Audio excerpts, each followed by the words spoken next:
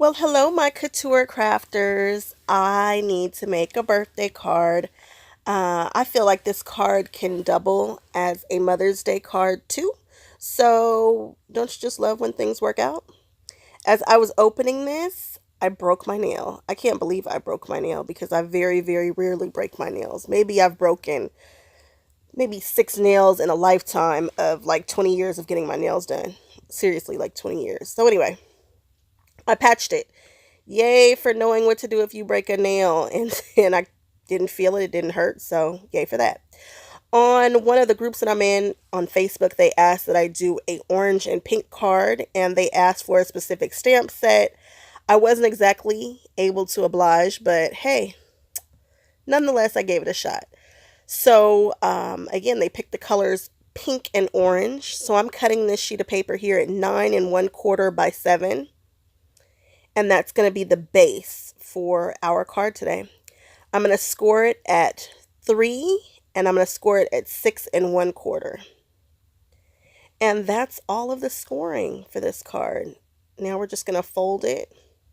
Make sure you're folding toward the bump. That's the proper way to score and fold. And now I'm looking at it. I do a lot of auditioning during this video. I do a lot of thinking. I do a lot of measuring. Here I'm measuring 1 inch from the corner and the bottom. So the top corner and the bottom, 1 inch from the outside and 1 inch from that score line, because I want this to have a diagonal angle. And so right here, I'm thinking about which way I want the diagonal angle to fold. And I decide that I want the longest part to be on my right. So that means that I'm going to cut it on the left. So I'm going to cut it the direction that you see right there. You'll see me cut it at some point. But that's what I'm doing. I'm just marking the lines. And then here, I'm getting ready to start matting my card. This card took me quite a while, but I had no idea where I was going. I was kind of playing with stuff and thinking about it. And I'm out of practice, so that's just what it is. Whenever I mat, I usually do 1/4 less than whatever the size is of the original. So if that base is 3 by 7, which it is, I matted this, I think, at 2 3/4 by 6 3/4. I'm just saying, mat however you want. It's not an exact science, but that's usually what I do so that I get a 1/8 border all the way around. Okay, so now I'm just doing some more matting here. What I like about these cards is I try to take whatever's left over and use all of the pieces. So this is left over from the orange, so I'm like, okay, I'll put that there. That works.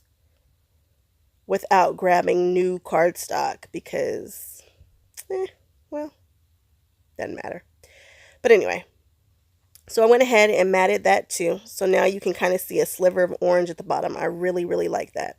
This is the card set, the stamp set that was requested, but I just couldn't make it work. I wanted to so badly, but the colors of ink that I had, and it just wasn't working.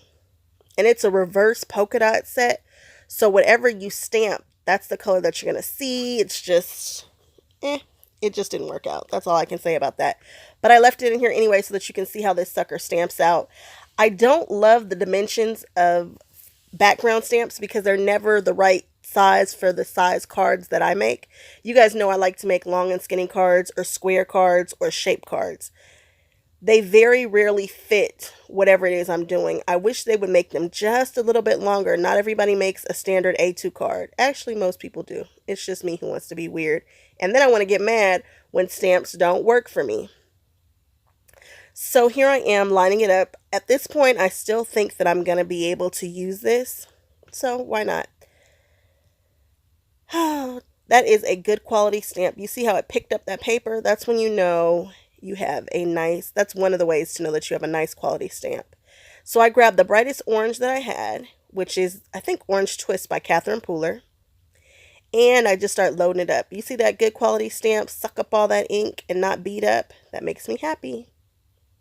That stamp was not prepped. You saw me just peel it off a second ago. And I'm just rubbing it all around. And now I'm staring at it. I like it, but I recognize then that I'm probably not going to be able to use it for what I'm trying to do. I was thinking about doing another layer, and then I was like, yeah, I just don't like the way that orange looked against the other orange. I don't like the size. I don't want to stamp it again. And I didn't wet my chamois. I just sprayed the water on there and used a dry chamois. It doesn't work the same. I love this card stack right here. I wish that they still had them and I could go grab more. I'm sure I probably got this around the holiday time, or who knows how long that's been in my stash. But it's all about using what you have and stop hoarding things. So I busted it out. And look, black and white stripes. You guys know that makes me very happy. I do not like chevrons at all. Chevrons, oh, that's not my pattern. I do like houndstooth though. So at one point I'm thinking, oh, I'll use that. A little too busy. The black and white wasn't showing, revealing the color that I wanted to, the way I wanted it to. That polka dot just right. Right here when I was talking about doing matting, I didn't measure this as long as I wanted it. And so you'll see in a second that the length is not quite long enough for it to be an eighth around. So it looks like there's an eighth top and bottom. And to the right, left and right, it almost looks like it's a half an inch. I make it work, but in hindsight, I wish that this had been longer. That would have given my design, well, my design came out fine, but you can see how it's longer side to side, shorter side to side than it is top and bottom. So what I did was decide to push it down to the bottom right as much as possible so that I have the 1/8 border and just be okay with that orange that's showing on the left hand side at the bottom. Now I can kind of tell where that crease is. So I'm going to take paper all the way at the bottom. I'm going to go from the crease to the end and then from side to side at the back and then down the middle. When I put this, but not all the way down the middle, because I don't want any tape showing when I roll that back there. Now I'm putting just a little bit of tape there at the tip so that it sticks down to itself. I had a little problem with that. I'll show you what happens later. Okay, so we use tape and glue stick to give you a little bit of slip. So here I decide to go on ahead and cut that off, and now you can see what that looks like. I could have waited to mat that until after I had done that so that there was a little bit of a border on the diagonal angle. That's up to you. At this moment right here, I should have matted that polka dot paper on the inside before I did that. If you guys are doing this, make sure you mat the paper first before you fold over that flap. It'll just give you a better matting job. And the reason why I took care of the inside before I did the top is because it's going to have some bulk on the top, and so you won't be able to lay the card flat after you do this panel. If you ever need to know how to clean up your workspace, hand sanitizer works like a dream. I keep it on my desk all the time for little boo-boos. Okay, so as you can see, I'm gluing down all the edges except for the top left. And now I just take that little piece of tape and just roll it back. I love this design. I think it's so interesting and not boring and different. You see how it popped up? Score tape is supposed to be extra strong. However, it wasn't super duper strong enough. So I added a little bit of glue there. Now I'm getting ready to arrange my bouquet. Because I had that orange space right there, I'm covering it with those leaves. I wanted to use that blue flower that you see so bad. Uh-oh, this flower is missing a leaf, so I just tucked it in and made it look like it was tucked under. These leaves and flowers came from, I think, most of them came from Michael's. I forget the name of that flower company that used to be around that everybody used to have flowers from. I forget the name of them, but you guys know these are just mulberry flowers. You can find them at Michael's or Joann's. They're like paper flowers. And of course you can cut some paper flowers and use those too. That's what I was supposed to do, but I cheated. I just grabbed these because what? We're trying to use up our stash, and these are old. I think they still, oh, look at that blue. My eye says use the blue. We all know that I didn't, but I wish I had a now. Kind of. I know you're like, but where does the blue come in? I don't know, but I love it. So here I'm auditioning all the flowers, playing with them, moving them around, arranging a bouquet. Enjoy your process, guys. If you want something quick and fast and done very, very quickly, you can certainly go to the store and grab one. But this handmade cards, enjoy the process, play with it, look at it. It might make you think of something else to do or another idea. Just play with your stuff, guys. So I decided to use the pink. That pink does not match the other pink, but that's okay. I'm all right with that. I started to add some orange, but that orange was just too dark. So then I figured I'd go with some more yellows, maybe some greens, I forget. I'm using my tweezers, of course, to help me place things. I love these little flowers. You never know when you're going to need one. And so I just poked them in. And there we go. Now, what am I doing? I am matting the inside. I should have done this before I taped it down. I didn't. So now we're doing it. You see, if I had done this prior, it would have gone all the way over to the right. So now you're going to see that there's a little bit of pink space where my right thumb is. And I've decided that it's not going to bother me so much, but now I'm just going to trim it down. I marked it to meet the orange paper, not the pink paper. Originally, I was going to do the pink paper, and then I decided the orange so that I have that pink on the left-hand side. So it looks like a decent matting job. Not the best, but it'll work. I can't stress it enough. If you're doing this card, do this process before you do that flap. But this is my first time making a card like this, so you get what you get and you don't throw a fit. And you see how that orange touches the polka dot? I kind of wish there was a pink trim right there, but again, it's all right. So I'm just burnishing everything down with my bone folder. And now I'm auditioning this C. And her name starts with a C, and I thought that would be cool. And now we're doing some more auditioning with some more Concord and Ninth stamps. I believe I showed these in a prior haul, maybe a video or two ago. I think these came out this year. And I like it. That smile fits right over there. Now, because of all those flowers that I've piled onto the top, it does not want to fit in my Misty. But don't worry, I have a Tim Holtz platform. This is one of the reasons why I say the Tim Holtz platform really is better than, it's just, I feel like he used the Misty and thought about the things that he wished that the Misty didn't do, the limitations that it had. Here, I wish I had raised that smile up just a smidge so that you don't see it when it's peeking out.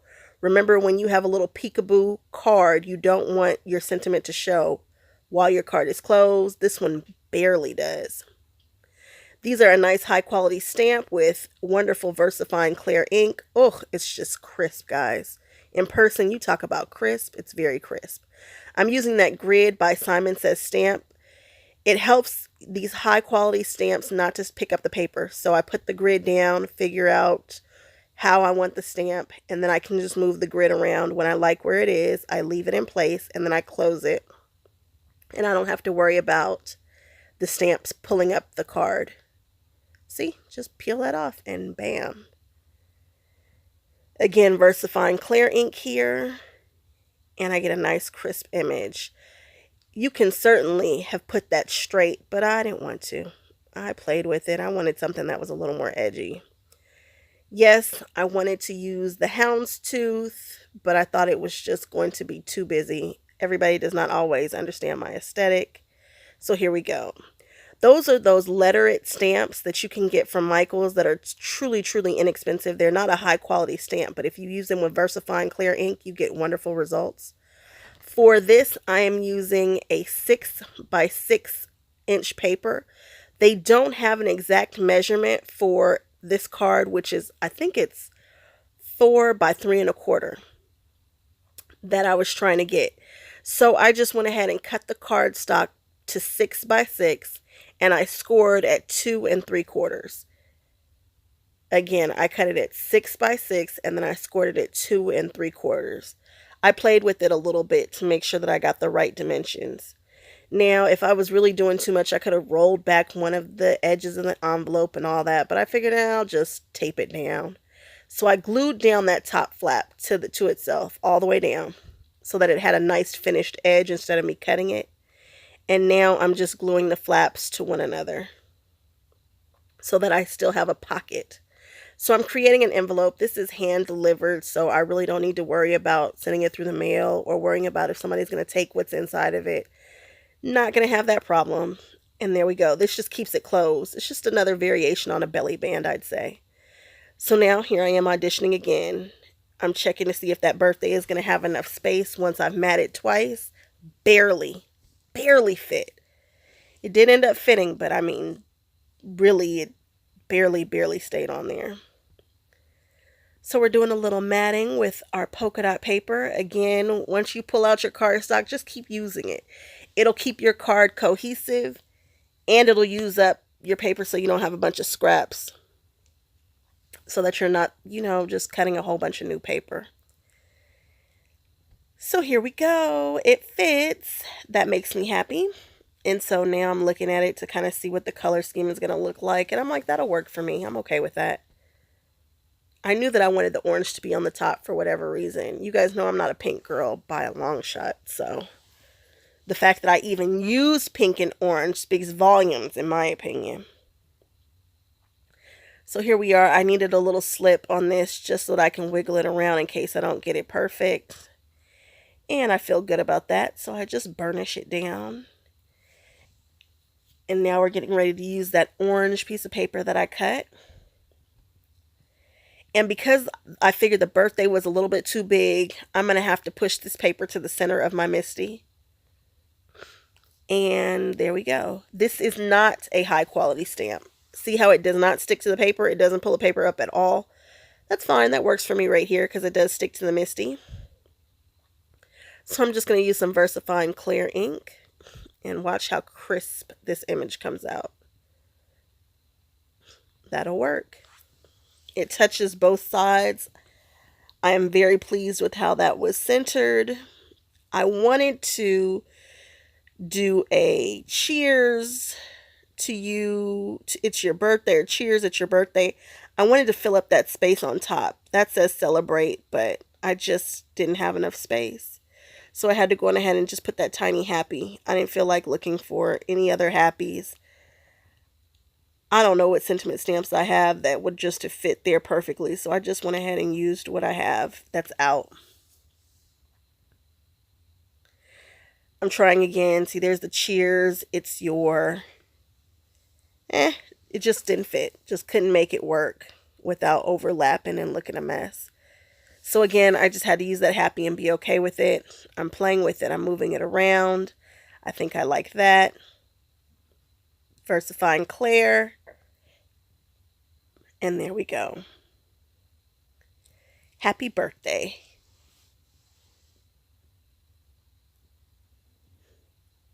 And this, there we go. Now we need to mat it. And to do that, I didn't use my wet glue. I didn't want it to buckle the paper. This is 65-pound weight paper. That polka dot paper seems like it's a little bit heavier. And so it didn't roll back quite as easily as I wanted it to, but it still worked. It had a little crease in there. So now what I should have done was use the same stones all over the card, but no. I have to always try to be edgy and do something different. That's like my little quick stick thing that picks up gems for me. It's just got some sticky stuff that's on the other side that you just kind of roll up. And then I thought the flowers needed a little something, and I should have put the clear stones in there. I am not a stones person. I just don't bedazzle stuff for the most part. So I figured all the black ones would give it kind of an edgy look. Does it? It's all right. I should have put them on the happy birthday somewhere, like dotted the I or something with one of those stones to kind of bring it together. Because I have that crystal clear stone. I don't know. I'm not mad at it. It works. It'll do. You guys, I can see how this card could be done in so many different variations. Like a floral background or print or something like that for Mother's Day. Or if your mother would like something like this, kudos to her. Love her. But I really like the way this came out. And the whole point of this card for this particular time is so they can hold money. And you see there, it does. So thanks for hanging out with me, guys. I hope to see you again soon. Okay, bye-bye.